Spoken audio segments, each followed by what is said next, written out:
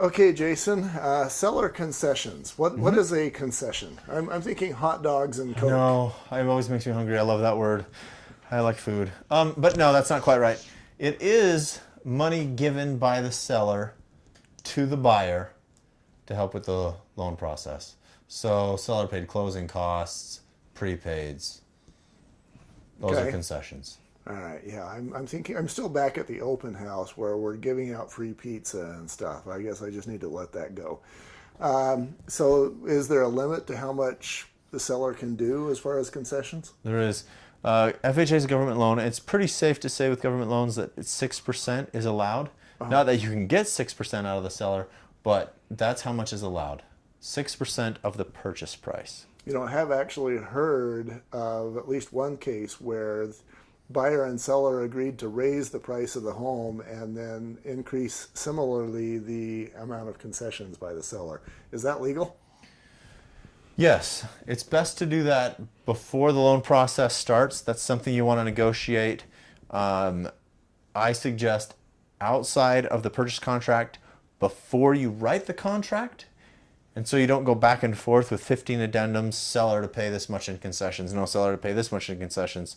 So work that out verbally through email, and it'll save you time and a little bit of emotional stress getting your purchase contract written.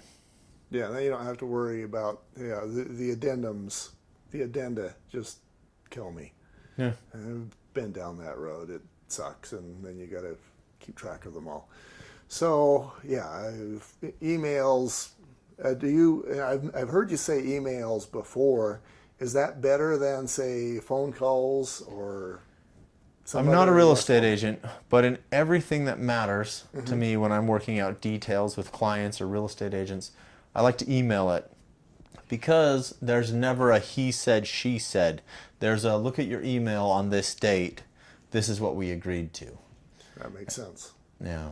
So that's a strong case. You get the email, you write the addenda, you get an accepted addendum rather than a counter. Yeah, rather than 14 back and forths, and then it's hard keeping track of the paperwork and remembering where you were in the addenda. Exactly.